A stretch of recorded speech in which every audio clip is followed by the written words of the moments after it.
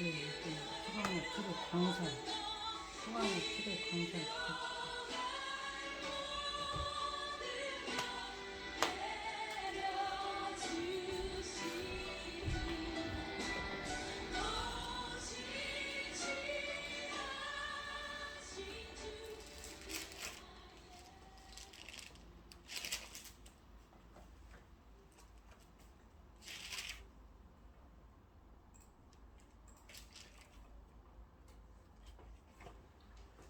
4월 20일 주일 예배를 시작하겠습니다.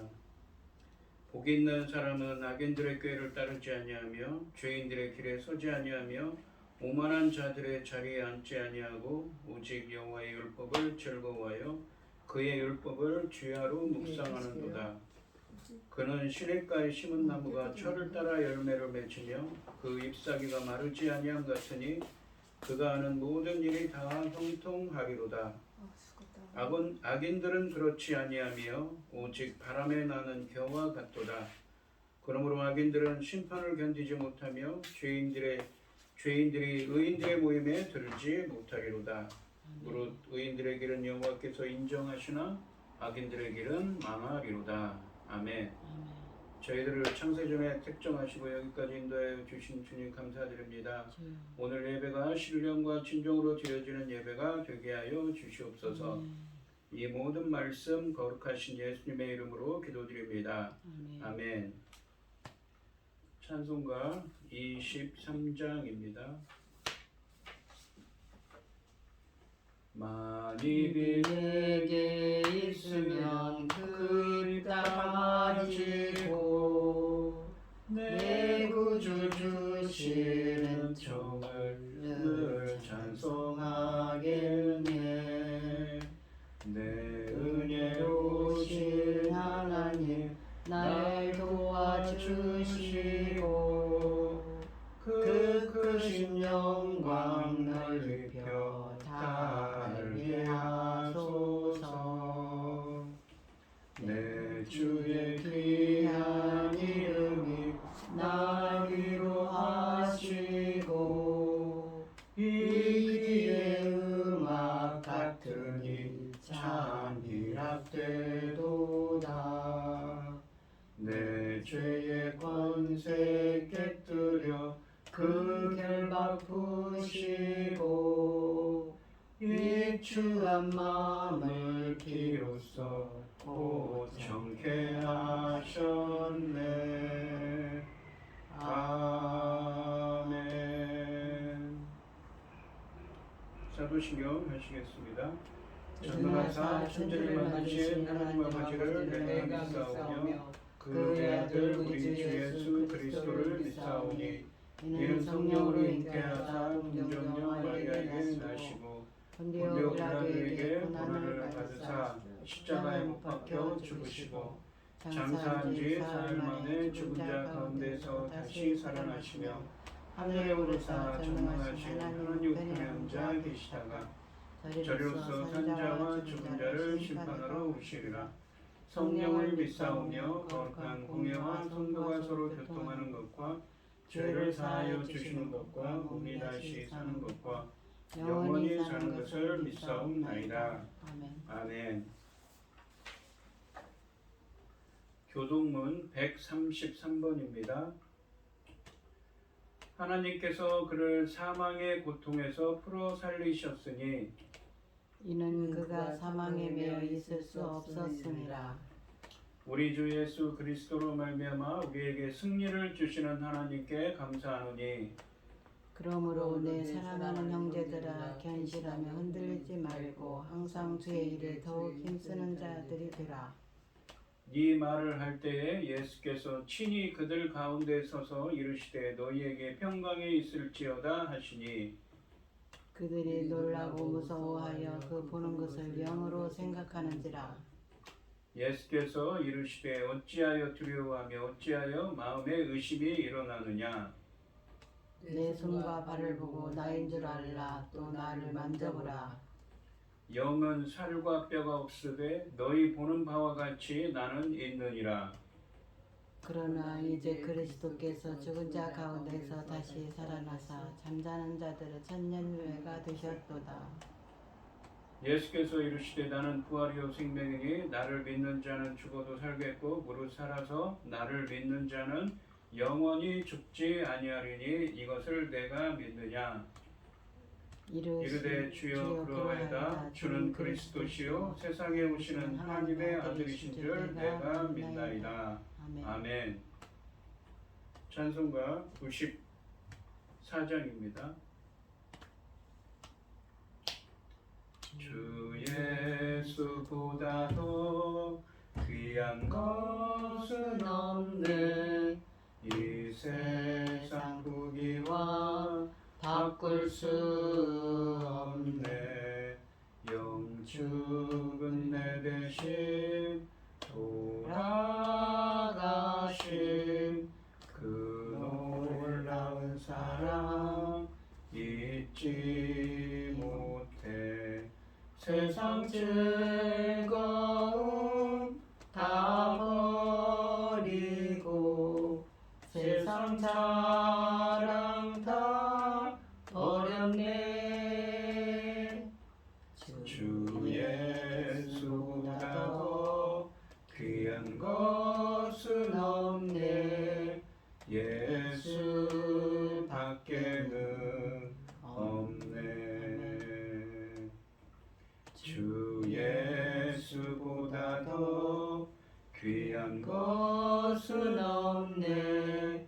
이 세상 명예와 바꿀 수 없네. 이전에 즐기던 세상 일도 주 사랑하는 마음 뺏지 못해.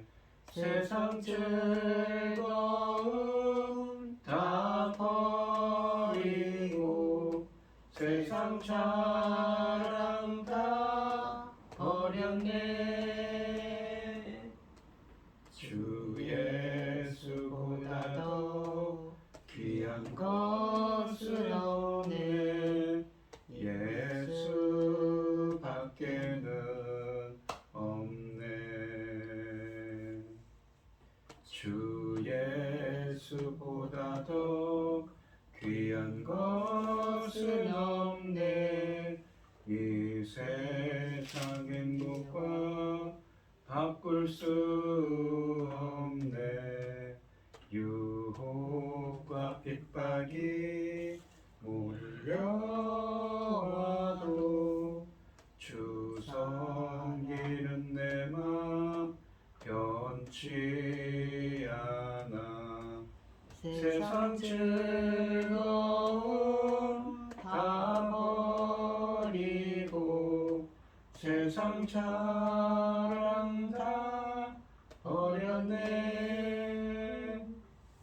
주 예수보다 더 귀한 것은 없네.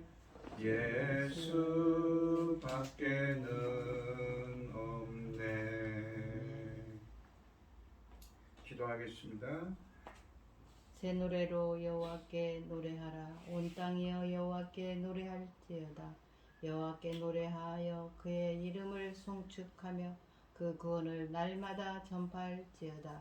그의 영광을 백성들 가운데 그의 기이한 행적을 만민 가운데 선포할지어다. 여호와는 위대하시니 지극히 찬양할 것이요 모든 신들보다 경외할 것이며 만국의 모든 신들은 우상들이지만 여호와께서는 하늘을 지으셨음이로다. 존귀와 위엄이 그 앞에 있으며 능력과 아름다움이 그 성소에 있도다. 아멘. 천지 만물을 지으신 전능하신 하나님 아버지, 어리석고 보잘것없는 저희를 자녀 삼으시고 아버지의 그 크신 사랑 가운데 살아가게 하심을 참으로 감사드립니다. 전능하신 하나님 아버지, 이 세상을 볼 때에 아버지 하나님 어떻습니까? 아버지 하나님, 하나님이 살아계신데 아버지 하나님 지금 돌아가는 모든 일들이 하나님 앞에 너무 죄송해서 고개를 들 수 없고 입을 열 수 없을 지경입니다. 전능하신 하나님 아버지, 저희 대한민국 지켜주시옵소서. 어떻게 지켜온 이 나라입니까? 아버지 하나님 선진들이 아버지 하나님 생명을 내놓고 아버지 하나님 이 나라를 이 민족들을 지켜주셨는데 전능하신 하나님께서 아버지 하나님 기억하고 계시고 아버지 하나님 끝까지 아버지 하나님 귀한 사명 감당할 수 있도록 지켜주시옵소서. 열매 거둘 새 시대에 아버지 하나님 당신의 사랑하는 종 열매 거둘 말씀을 들고 강단에 세우셨으니 아버지 하나님 그 말씀으로 말미암아 아버지께서 기뻐 받으실 열매들이 넉넉히 나올 수 있도록 아버지 지켜주시고 보호하여 주시옵기를 간절히 소원하옵고 이 모든 말씀 엉망죄악 가운데서 우리를 구원하여 주신 예수 그리스도 이름으로 기도드리옵나이다. 아멘. 오늘 함께 하실 하나님의 말씀 요한복음 20장 19절에서 22절 말씀입니다. 요한복음 20장 19절에서 22절입니다. 교독을 하겠습니다. 제가 먼저 읽겠습니다. 이날 곧 안식 후 첫날 저녁 때에 제자들이 유대인들을 두려워하여 모인 곳에 문들을 닫았더니 예수께서 오사 가운데 서서 이르시되 너희에게 평강이 있을지어다. 이 말씀을 하시고 손과 옆구리를 보이시니 제자들이 주를 보고 기뻐하더라. 예수께서 또 이르시되 너희에게 평강이 있을지어다. 아버지께서 나를 보내신 것 같이 나도 너희를 보내노라. 이 말씀을 하시고 그들을 향하사 숨을 내쉬며 이르시되 성령을 받으라. 아멘. 찬송 96장입니다. 예수님은 누구신가? 우는 자의 위로와 없는 자의 풍성이며 천한 자의 높음과 잡힌 자의 노임 되고 우리 기쁨 되시네. 예수님은 누구신가? 약한 자의 강함과 눈먼 자의 빛이시며 병든 자의 고침과 죽은 자의 부활되고 우리 생명 되시네. 예수님은 누구신가? 추한 자의 정함과 죽을 자의 생명이며 죄인들의 중보와 멸망자의 구원되고 우리 평화 되시네. 예수님은 누구신가? 온 교회의 머리와 온 세상의 구주시며 모든 왕의 왕이요 심판하실 주님 되고 우리 영광 되시네. 아멘. 오늘 본문 말씀의 제목은 숨을 내쉬며 이르시되 성령을 받으라입니다. 이 오늘 본문 말씀에 보시면 예수님이 십자가에 죽으셨습니다.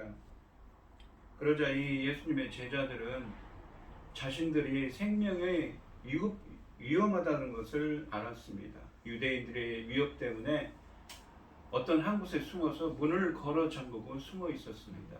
그때 예수님께서 갑자기 나타나셔서 부활하신 예수님이시죠.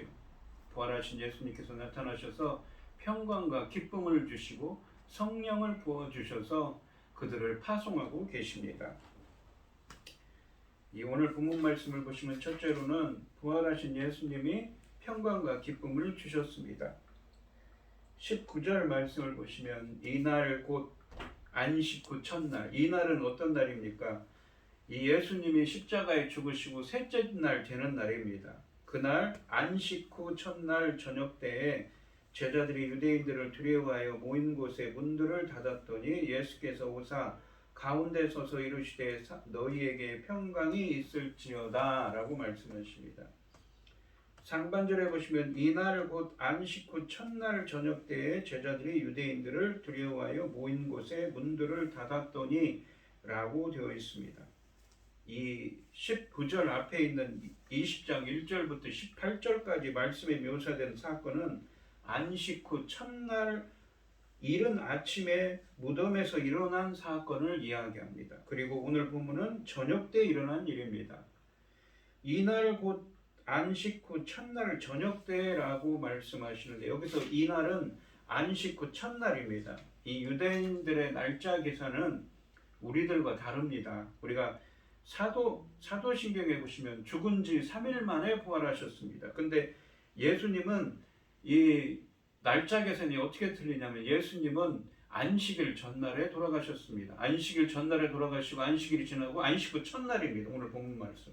그러면 우리는 계산할 때 어떻습니까? 이틀 후로 계산하지요. 근데 유대인들은 그 날을 계산합니다.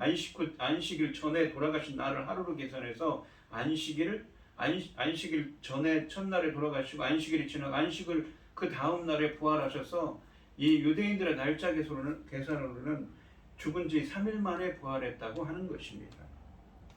즉 19절 말씀은 그날 예수님이 부활하신 날 저녁에 일어난 일에 대한 말씀으로 시작합니다. 이 17절과 18절에 보시면 예수께서 이르시되 나를 붙들지 말라 내가 아직 아버지께로 올라가지 아니하였노라 너는 내 형제들에게 가서 이르되 내가 내 아버지 곧 너희 아버지 내 하나님 곧 너희 하나님께로 올라간다 하라 하시니 라고 되어 있습니다. 이 18절에 보시면 막달라 마리아가 가서 제자들에게 내가 주를 보았다 하고 또 주께서 자기에게 이렇게 말씀하셨다 이러니라. 그러니까 막달라 마리아에게 제자들에게 가서 내가 이렇게 부활하신 예수님을 보았다고 얘기하라고 했습니다. 그런 소식을 막달라 마리아를 통해 전했겠지요. 그렇지만 19절 말씀에서는 제자들이 유대인들을 두려워하며 문을 닫고 몰래 한자리에 모여 숨어 있었습니다. 제자들은 자기들도 스승처럼 끌려가 처형될지도 모른다는 생각에 두려워 떨고 있습니다. 제자들이 두려워하는 이 상황에 예수님이 그들 가운데 나타나셨습니다. 19절 말씀을 다시 보시면 이날 곧 안식 후 첫날 저녁 때에 제자들이 유대인들을 두려워해 모인 곳에 문들을 닫았더니 예수께서 오사 가운데 서서 이르시되 너희에게 평강이 있을지어다 라고 하십니다. 하반절에 보시면 예수께서 오사 가운데 서서 이르시되 너희에게 평강이 있을지어다 라고 말씀하십니다. 평강이 있을지어다 이 말은 유대인들의 보통 인사말입니다. 우리가 구약성경에 보시면 히브리어로 샬롬이라고 합니다. 이 말은 평강, 평화, 화목, 화평을 뜻하는 말입니다. 이 평강이라는 말은 그런데 이 유대인들이 쓰는 인사말이지만 이 제자들을 향한 이 십자가에서 부활하신 예수님이 제자들을 향해서 하신 이 말씀은 단순한 인사 이상의 의미를 담고 있습니다. 이 평안으로 번역되는 이 히브리 헬라어인 에이레네는 구약성경 샬롬을 헬라어로 번역한 말입니다. 이 히브리어 샬롬은 히브리인들의 관례적인 인사말이지만 이 샬롬을 헬라어로는 에이레나라고 합니다. 이 샬롬 에이레네는 그리스도를 통한 구원으로 영혼의 평온한 상태를 의미합니다. 그리고 그리스도께서 그분의 죽음을 통해 대속적인 십자가 죽음을 통해 성도와 하나님 사이에 이루신 평강을 의미합니다. 평강은 십자가의 대속적인 죽음을 통해 예수님만이 제자들에게 줄 수 있는 선물이었습니다. 단순히 분쟁이 없는 상태를 의미하는 것이 아니라 서로 간의 모든 관계가 회복된 상태를 의미합니다. 죄로 인해 하나님과 원수되었던 상태가 청산되고 이제 완전히 새로운 교제를 나누는 하나님과의 관계가 회복된 영적 평화를 의미합니다. 평강은 예수님이 죄와 사망을 이기시고 주신 선물입니다. 세상의 근심과 두려움에 쌓여있는 제자들에게 필요한 것이 평강임을 예수님께서는 잘 알고 계셨습니다. 예수님께서 고난 당하실 때 그들은 무정하게 그를 버렸지만 예수님께서는 그들을 찾아와 평강의 말씀으로 그들을 위로하셨습니다. 20절 말씀을 보시면 이 말씀을 하시고 손과 옆구리를 보이시니 제자들이 주를 보고 기뻐하더라. 예수님은 제자들에게 부활의 증거를 보이셨습니다. 제자들은 그리스도의 부활을 믿지 않고 있었으므로 그들 가운데 갑자기 나타나신 예수님을 보고 당황했을 것입니다. 이런 그들의 마음을 꿰뚫어 보시고 그들에게 부활의 증거를 보이셨습니다. 제자들조차 그리스도의 부활을 믿기를 주저했다는 사실이 그만큼 더욱더 그 부활의 위대성을 반증해 줍니다. 얼마 전에 스승의 죽음을 목격했던 그들이 직접 못자국과 창자국을 보고 부활하신 예수님임을 확인하고 제자들은 자신들 앞에 서 계신 분이 죽음에서 살아나신 자신들의 스승이라는 것을 깨닫고서 기뻐했습니다. 이러한 기쁨은 이 요한복음 16장 22절 말씀에서 이미 예수님이 십자가에 달리기 전날 밤에 예언하신 것입니다. 그 예수님의 예언이 성취되었습니다. 자신이 약속하신 대로 그들에게 와서 그들의 슬픔을 기쁨으로 바꾸어 놓으셨습니다. 여러분도 십자가에서 죽으시고 부활하신 예수님을 만나셔서 주님이 주시는 평안과 기쁨 가운데 거하시는 은혜가 함께 하시기를 바랍니다. 두 번째로는 우리들도 부활의 복음을 선포해야 합니다. 21절 말씀해 보시면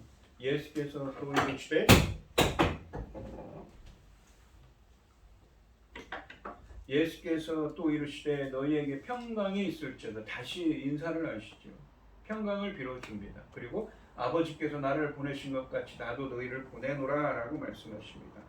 상반절에 보시면 예수께서 또 이르시되 너희에게 평강이 있을지어다 라고 또다시 말씀하십니다. 이어서 하반절에 보시면 아버지께서 나를 보내신 것 같이 나도 너희를 보내노라 라고 말씀하시면서 제자들을 파송하고 계십니다.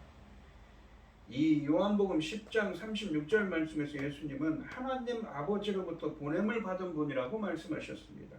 그런데 이제 예수님은 제자들을 보내시는 분이 되십니다. 제자들은 예수님이 아버지로부터 세상에 파송되셨듯이 예수님으로부터 세상에 파송됩니다. 이것은 세상에서 제자들의 선교 활동이 예수님의 지상 사역의 연장선상에 있음을 암시하고 있습니다. 이 세상에서의 그리스도의 사역은 이제 다 끝나고 그 복음을 이제 제자들에게 위임하신 것입니다.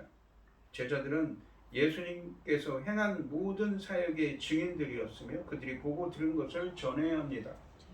이제 그리스도의 부활 복음은 세상에 전할 사명이 그들에게 부여된 것입니다.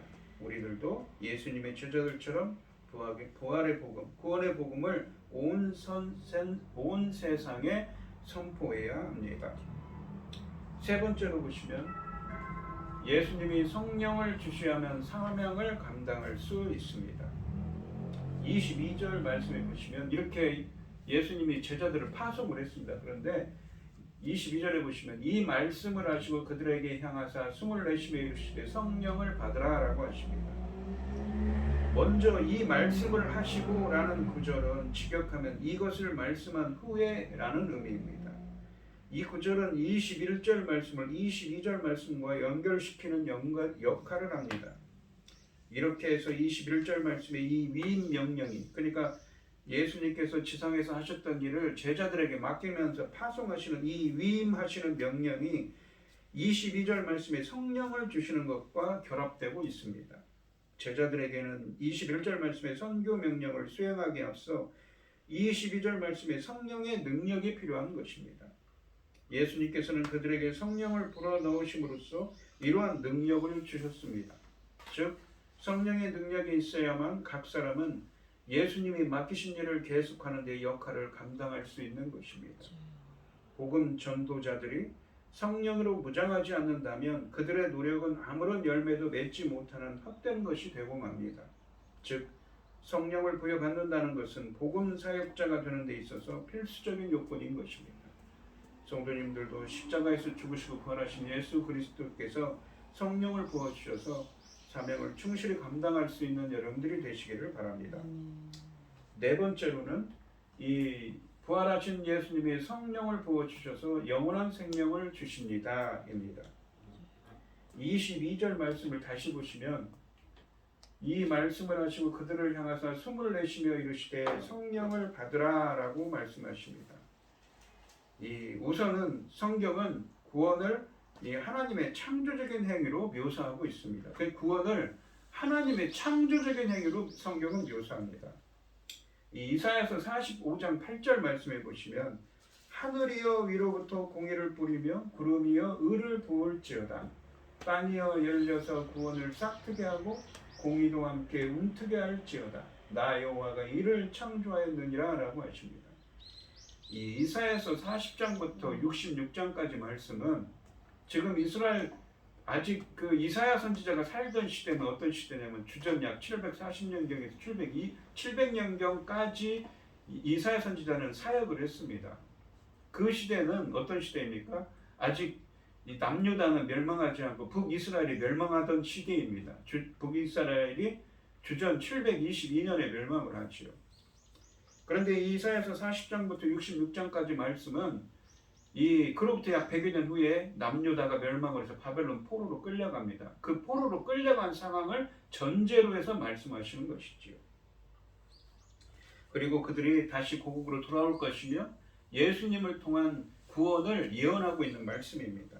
이 8절 말씀해 보시면 상반절에서 하늘이여 위로부터 공의를 뿌리며 구름이여 의를 부을지어다 라고 하십니다. 이 히브리 원문으로는 공의 그리고 의라고 하는 것이 모두 같은 단어입니다. 이것은 하나님께서 의를 부어달라는 간구입니다. 이 의로움이라는 것은 어떤 여러 가지 의미가 있지만 여기서는 이 의가 가리키는 것이 하나님의 창조적인 구원 행위입니다. 그러니까 하나님께서 이 하나님의 창조적인 구원 행위인 의를 부어주셔서 자신들을 구해달라고 기도를 하는 것이지요. 하반절에 보시면 땅이여 열려서 구원을 싹트게 하고 공의도 함께 움돋게 할지어다. 나 여호와가 이를 창조하였느니라 라고 말씀하십니다. 구원을 싹트게 하고 라는 구절은 구원의 열매를 맺는다는 의미, 열매를 맺고의 의미입니다. 히브리 원문으로.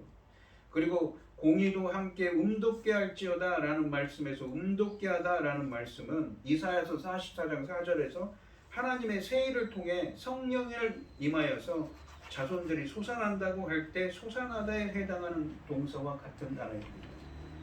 그래서 이 공의도 함께 움돋게 한다라고 할 때 이 공의는 어떤 것입니까? 앞에 있는 위로부터 공의를 뿌리며 할 때 그 공의같이 하나님의 창조적인 구원행위라고 할 수 있는 게 아니라 여기서는 공의가 움돋게 한다는 것은 이스라엘 백성들이 예수 그리스도를 통하여서 공의와 정의를 행하는 하나님 나라의 백성이 되는 것입니다. 그렇게 해석할 수가 있는 것이죠. 그래서 이 상반절 말씀처럼 하나님의 창조적인 구원행위인 의를 부어주셔서 구원의 열매를 맺고 의로운 백성으로 변화됨을 의미하는 것입니다. 예수 그리스도를 통해서 구원을 받는 것을 예표하고 있습니다. 그리고 마지막 구절에 나 여호와가 이 일을 창조하였다고 하죠. 이 모든 일이 하나님의 창조 사역이라고 이야기하는 것입니다. 하나님이 의를 부어주셔서 구원의 열매를 맺고 의로운 백성으로 변화되는 것을 하나님의 창조적인 행위로 표현하고 있는 것입니다. 즉 구원을 하나님의 창조적인 행위로 묘사하고 있습니다. 그래서 이 본문에 공의와 의라고 표현되는 이 히브리어는 먼저 공정하신 하나님의 속성이기도 하고 하나님이 누군가에게 의롭다고 하는 것은 무엇이며 그 사람을 기뻐하신다, 인정하신다는 의미도 있지만 여기서는 어떻습니까? 공의를 행한다는 건 하나님이 기뻐하시는 일을 행한다는 것이죠. 그런 백성으로 변화시킨다는 의미를 갖지만 먼저 쓰인 상반절에 쓰인 공의, 의라는 건 하나님의 창조적인 행위이고 이 하반절에 쓰인 공의도 함께 움돋게 한다고 할 때 이 공의는 하나님이 기뻐하시는 것들이죠. 하나님이 인정하시는 것을 행하는 공의를 행하는 의롭게 된 사람들입니다. 그런 의미를 담고 있습니다. 그래서 이 의라는 것은 하나님의 창조적인 구원 행위입니다. 그래서 구원은 하나님의 창조적인 행위라고 볼 수 있는 것입니다. 왜 이렇게 하나님의 창조적인 구원이 하나님의 창조적인 행위다라고 이렇게 먼저 설명을 하냐면 이 요한복음 20장 22절에 보시면 그들을 향하사 숨을 내쉬며 이르시되 성령을 받으라 하라고 하십니다. 숨을 내쉬며 라고 번역된 이 헬라어가 엠프 휘사오라는 헬라어입니다.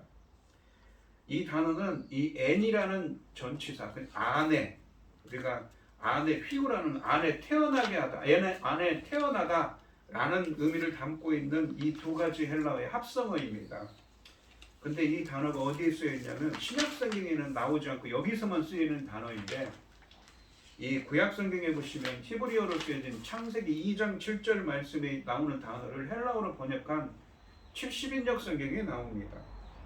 이 창세기 2장 7절에 보시면 우리 하나님께서 인간을 창조할 때 이렇게 창조하시죠. 여호와 하나님이 땅의 흙으로 사람을 지으시고 생기를 그 코에 불어넣으시니 사람이 생명이 되니라. 흙으로 우리의 몸을 지었어요. 근데 인형 같죠. 생명이 없는 상태죠. 근데 거기에 생기라는 건 생명의 숨입니다. 생명의 기운을 코에 불어넣으셨어요. 불어넣다라고 번역된 히브리어가 나파의인데 나파흐라고 되어 있는데, 나파흐를 이 헬라어로 번역한 70인역 성경에서 어떻습니까? 여기 오늘 요한복음 20장 22절에 있는 숨을 내쉬며라고 번역된 엠프히사라고 번역한 것입니다. 왜 이 70인역 성경을 이야기하냐면 이 사도 바울이나 또 예수님이 이 무엇입니까? 구약 성경을 인용을 하죠. 인용을 할 때 무엇을 인용하냐면 헬라어로 70인역 성경을 인용을 하고 있습니다. 그래서 70인역 성경이 중요한 것이죠. 코에 생기를 불어넣었어요. 마치 창세기에서 불어넣은 같이 예수님이 지금 부활하신 예수님이 불어넣으셨어요. 그랬더니 사람이 생명이 되니라 라고 되어 있습니다. 이 요한복음 20장 22절에서 불어넣으시니로 번역된 이 엠프휘사오라는 헬라어는 창세기 2장 7절에서 하나님이 사람을 창조하실 때 사람이 생기를 코에 불어넣으시니 생명이 된지라 해서 불어넣으시니를 헬라어로 번역한 70인역 성경에 나온 단어와 같은 단어입니다. 신약의 거의 모든 구약 본문 인용은 70인역 성경을 인용했습니다. 그리고 생명은 살아있는 생명체를 의미합니다. 우리가 창세기 2장 7절에서 인간을 창조하실 때 성령 하나님이 인간과 함께 하셨고 인간은 영생을 갖고 있었습니다. 그러니까 원래 우리 인간은 어떤 존재였어요? 영생을 갖고 있는 존재였죠. 근데 어쩌습니까? 창세기 3장에서 인간의 전적 부패로 말미암아 이 선악을 알게 하는 나무의 열매를 먹고 우리 인간은 첫사람 아담과 하담은 에덴 동산에 쫓겨났죠. 그리고는 이 가죽옷을 입고 쫓겨납니다. 그리고 이 종교 개혁자인 칼빈은 그 가죽옷을 인간의 이 전적 부패라고 설명을 했습니다. 그리고는 이 에덴 동산을 두루 도는 불칼과 그룹들, 그룹은 날개들은 천새들이 지키지요. 에덴 동산에서 쫓겨났어요. 하나님과 관계가 단절됐어요. 그리고 가인은 아벨을 죽여버립니다. 그런데 4장 25절에 가시면 또 다른 씨를 주십니다. 셋을 주시지요. 그를 통하여서 하나님의 자손들이 태어났습니다. 근데 창세기 6장에 가시면 어떻습니까? 노아의 방조 사건이 일어났죠.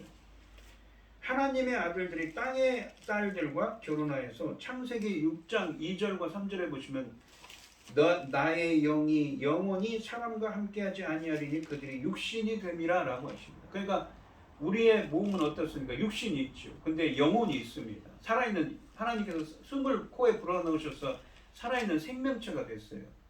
그런데 더 이상 하나님의 성령이 함께하지 않는 존재, 영적으로 죽은 존재가 된 것입니다. 그것을 이 사도 바울은 뭐라고 그랬냐면 고린도전서 이 3장 1절이나 15장 44절 46절 말씀에서는 영적인 자 그리고 육적인 자라는 표현을 썼습니다. 영적인 자는 성령이 함께하는 사람들, 육적인 자는 어떻습니까? 성령이 함께하지 않는 자. 우리 인간은 원래 원죄를 갖고 있기 때문에 육적인 자입니다. 성령이 함께하지 않아요. 그런데 이 요한복음 20장 22절에서는 십자가에서 죽으시고 부활하신 예수님께서 창세기 2장 7절 말씀에서처럼 인간을 창조할 때처럼 성령을 부어주셔서 어떻게 합니까? 생명을 주시는 것이죠. 재창조라는 그래도 말을 쓰는 것입니다. 이것은 창세기 2장 7절에서 인간을 창조하실 것처럼 성령을 부어주셔서 인간의 전적 부패로 심판받을 수밖에 없는 제자들에게 새로운 생명을 주시는 것이며 새 창조, 재창조라고 이야기를 하는 것입니다. 아까 이 이사야서 45장 8절 말씀을 이야기하면서 그랬죠.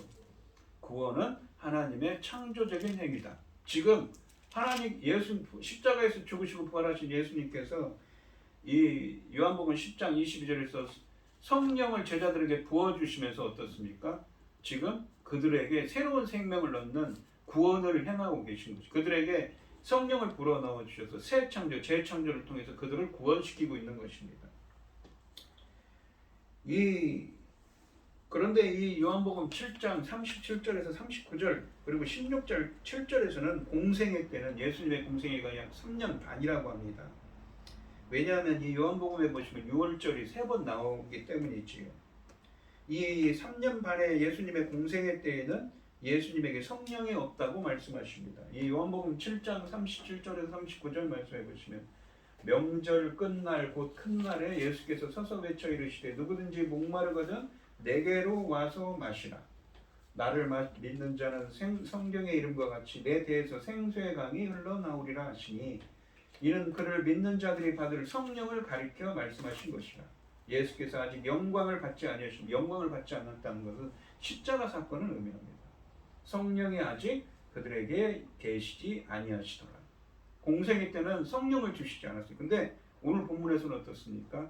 십자가에서 죽으시고 부활하신 예수님께서 성령을 주시지요. 마치 우리 첫사람 아담을 창조할 때처럼 재창조하는 것입니다. 생명. 오늘 본문 말씀에서는 십자가에서 죽으시고 부활하신 예수님이 성령을 주심으로 영적 생명을 얻고 새 창조, 재창조되어 영생을 회복하게 되는 것입니다.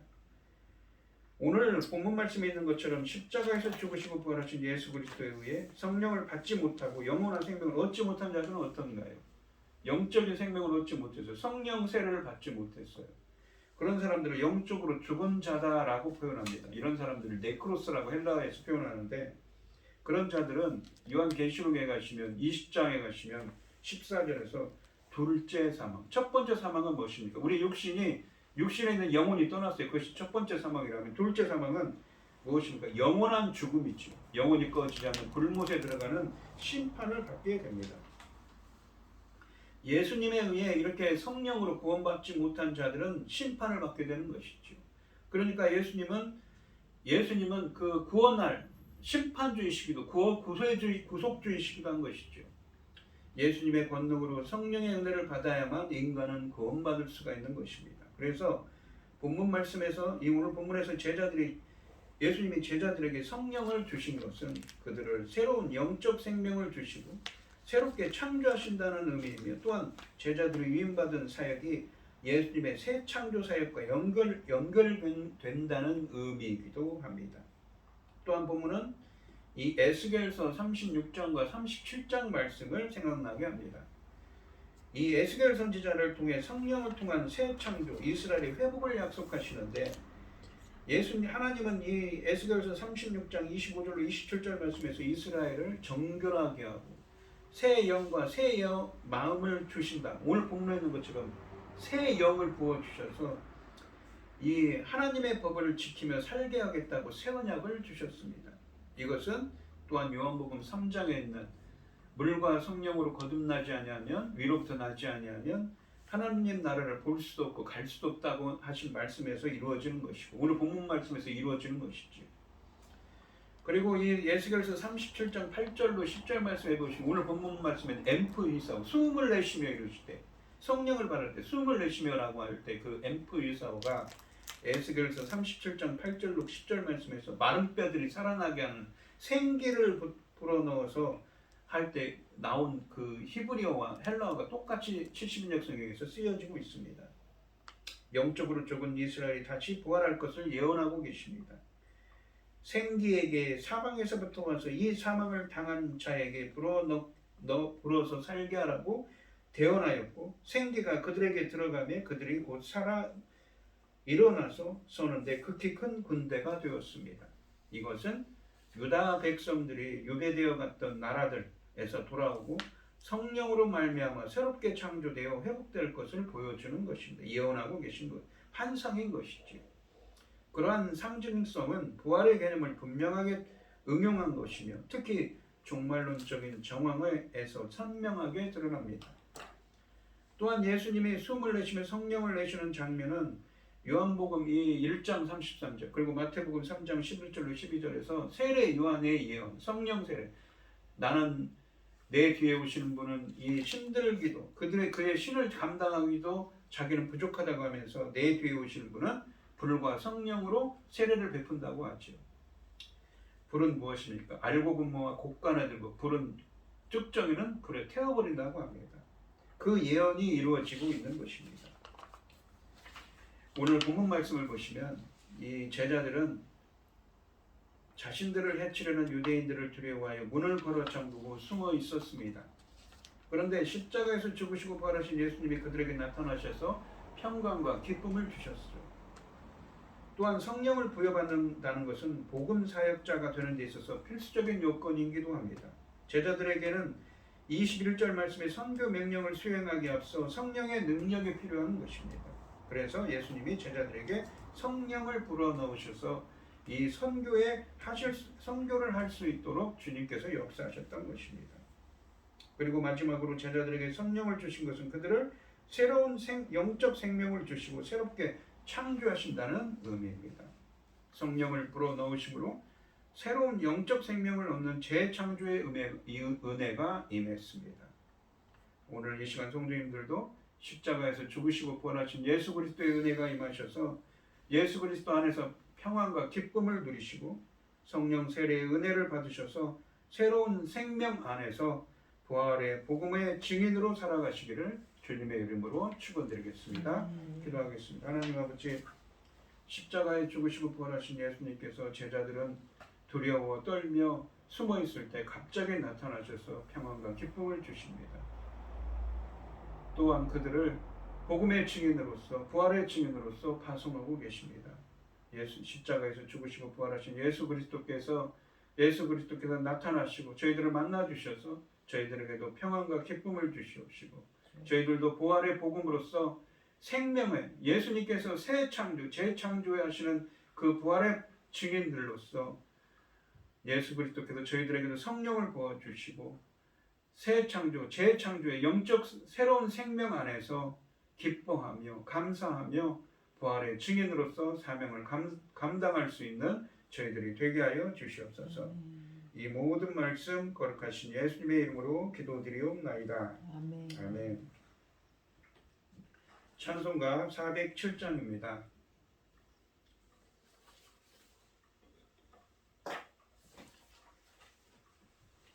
구주와 함께 나 죽었으니 구주와 함께 나 살았도다. 영광의 그날에 이르도록 언제나 주만 바라봅니다. 언제나 주는 날 사랑하사 언제나 새 생명 주시나니 영광의 그날에 이르도록 언제나 주만 바라봅니다. 맘속에 시험을 받을 때와 무거운 근심이 있을 때에 주께서 그때도 같이 하사 언제나 나를 도와주시네. 언제나 주는 날 사랑하사 언제나 새 생명 주시나니 영광의 그날에 이르도록 언제나 주만 바라봅니다. 뼈 아픈 눈물을 흘릴 때와 쓰라린 마음으로 탄식할 때 주께서 그때도 같이 하사 언제나 나를 생각하시네. 언제나 주는 날 사랑하사 언제나 새 생명 주시나니 영광의 그날을 이르도록 언제나 주만 바라봅니다.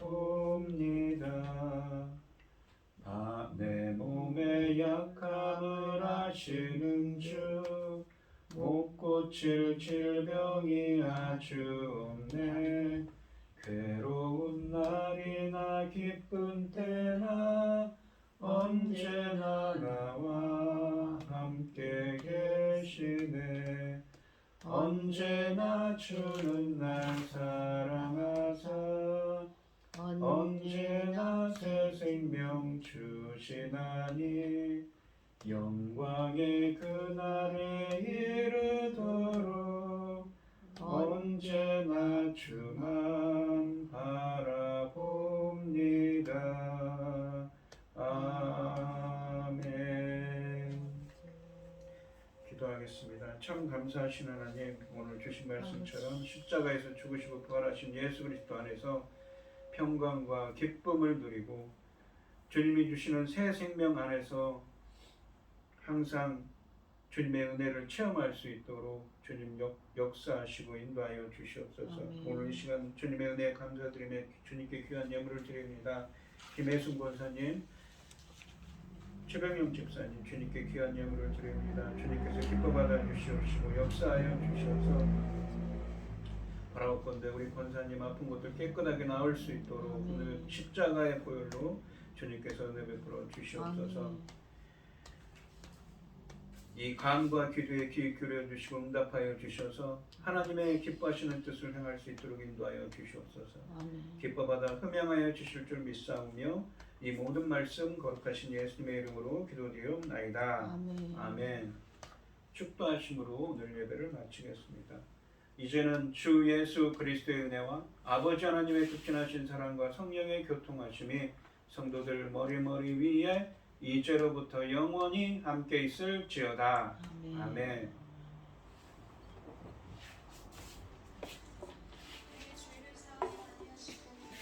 주님